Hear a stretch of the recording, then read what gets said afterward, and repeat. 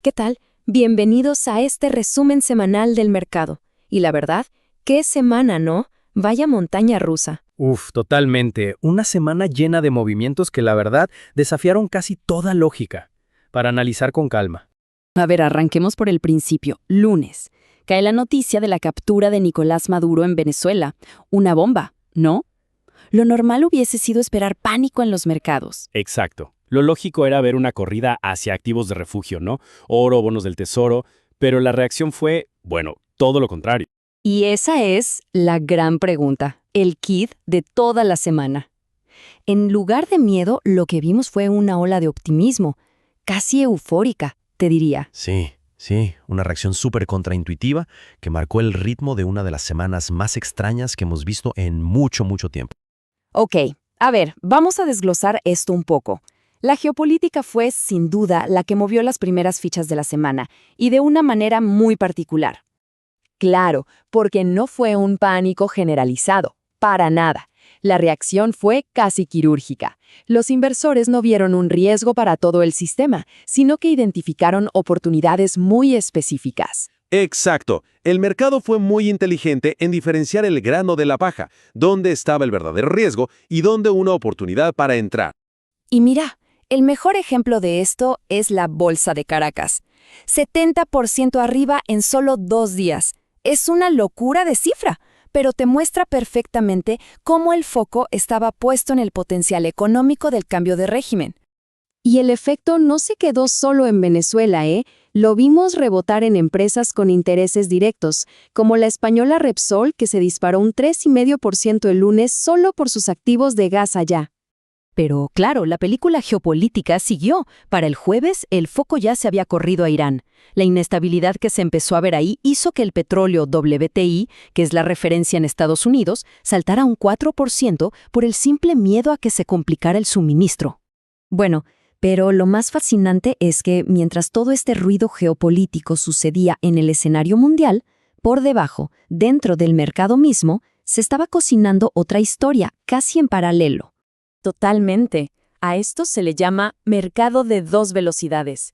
Por un lado, veíamos cómo la plata empezaba a salir de esos gigantes tecnológicos que dominaron todo el 2025. Y por el otro, veíamos cómo todo ese capital empezaba a fluir hacia empresas más chicas, los famosos small apps, y a sectores cíclicos, esos que se habían quedado un poco olvidados, ¿no? Es que los números son la prueba. El índice Russell 2000, que justamente agrupa a estas empresas más pequeñas, terminó la semana casi un 4,6% arriba. Es más del doble de lo que subió el Nasdaq, que está lleno de tecnológicas. Una señal clarísima de que los inversores están buscando valor más allá de los nombres de siempre. Y incluso dentro de las Big Tech vimos historias muy distintas.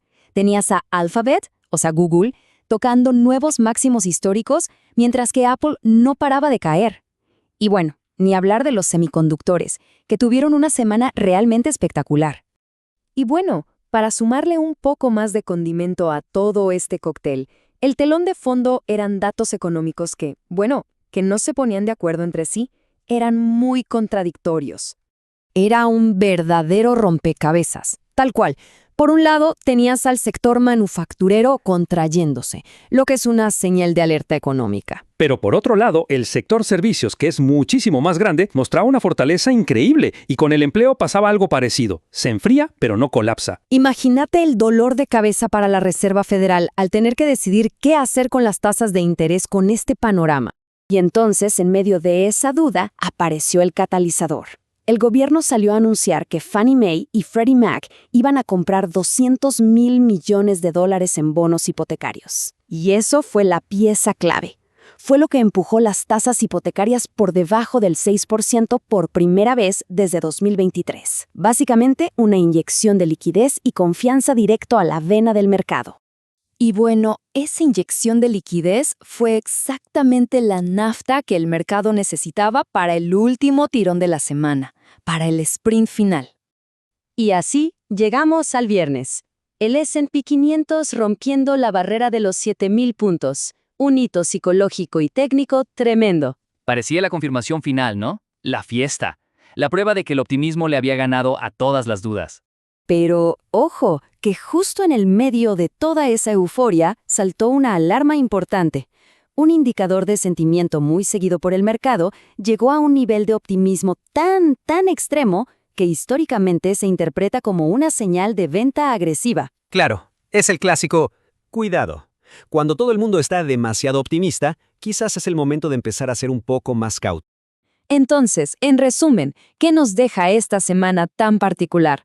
Para mí, si tuviera que elegir una palabra, sería dualidad. Totalmente. Por un lado, tenés los máximos históricos, la fiesta, pero por otro, ves que los cimientos de esa fiesta son un poco frágiles. Hay riesgo geopolítico, datos económicos que no cierran del todo, y ahora, este exceso de optimismo. Exacto. La gran pregunta que nos queda flotando en el aire es si esta euforia tiene el combustible suficiente para seguir adelante, para seguir ignorando todas estas señales de alerta que están ahí, bajo la superficie. Para seguir de cerca cómo evoluciona esta historia, no dejen de seguir nuestras actualizaciones y visitar arccall.com.er. Este fue un informe de Arc Coal Capital.